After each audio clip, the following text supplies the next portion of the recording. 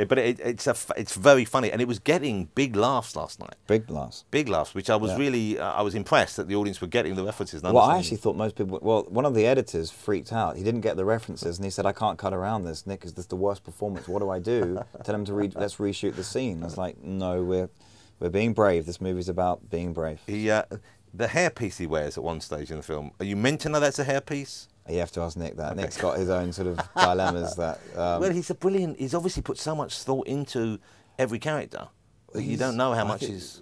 You know what with Nick is there are no rules. I just think it's the best way of describing him, and the fact that his boundaries are so unique. Yeah. He brings things that no one else can. It's a joyful experience, and I'm envious of you who haven't seen it yet to be able to enjoy it for the first time, because it's a treat, isn't it?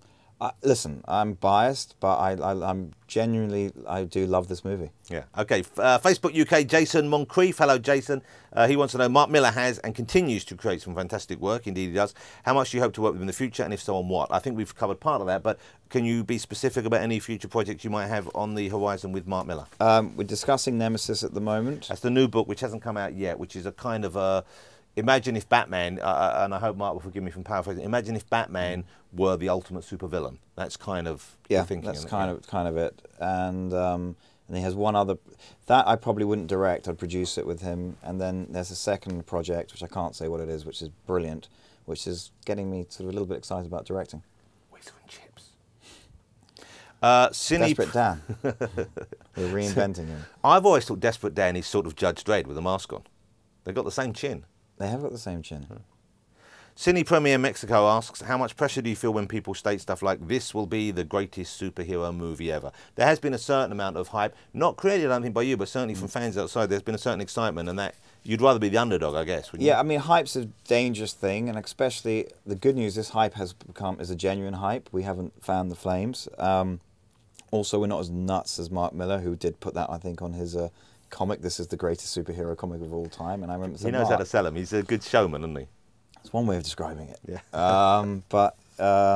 Yeah, no, I liked being the underdog, and now we're sort of slipping up a bit. But you know, Clash of the Titans, you know, we've still got a battle on our hands. Well, that's at the same weekend, but I've heard that's terrible. It's meant to be unwatchable. Really. It's all CGI.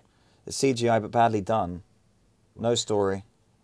Rehashing an old idea. It's like Avatar without the blue people. Well, what's the point of that? Yeah. No, actually, I would like Avatar without the blue people. No. Avatar without the 3D, but with bad 3D instead. Dara O'Brien made a great joke the other night. He said he liked Avatar. He thought it was a sequel to Titanic, because Titanic ends with half the cast blue, and that starts with... I hope he doesn't mind me using that. At least I credited him, mate. Yeah. Daryl Black, Facebook UK, asks, other than Kick-Ass, is there another comic book that you want or wish that you had the chance to adapt? You talked about Batman. If they came knocking, would you want to do a Batman or a Superman or one of those sort of books? Superman is always interesting, but I think I want to start doing new stuff. I think I look like a hypocrite going, I think it's time for a modern superhero movie, and then I go and do a rehash of Batman or Superman. Well, no, did you see Paul Pope's, the comic fans were not talking about Paul Pope's Batman 3000? No. Or 300, I think it was. Anyway, it was a Batman of the future. Fantastic. It was really? Awesome. Oh, it was awesome. But it's still Batman. Yeah. You know? Well, they talk about these characters, and they say that these characters, rather like Sherlock Holmes, rather like Tarzan, these characters, these first of their kind, they're so tough they can withstand any number of adjustments, revisions, revisionist views of them. You can change them and fall around them because the core is so straightforward. Yeah, but the problem is it's lazy marketing. It's for people thinking, oh, we can put up a name that's people's heard of. So come up with something new. Because Kick-Ass could be considered, it's like a Spider-Man of its day. I know he doesn't have powers, but certainly the teen dilemma, the soap opera behind the scenes, that's what the charm of the early Spider-Man books. Exactly. And now they're doing Spider-Man 4 with the same... Going back to that. Which would be strange. I don't know how much time we got. We got much time? We've got to wind it up in a minute. We had a few more questions there. Oh, I only have one more. Let me ask the last one, and we got the last one here. Many more emailers in, and thank you so much for that. We just sort of cherry-picked a handful here. But this is the last one I have from Facebook UK. John Mosby. Hi, John. He wants to know, comic books, movies, TV, games, the internet, they're all starting to interconnect more than ever before. How do you see the entertainment industry changing in the next decade?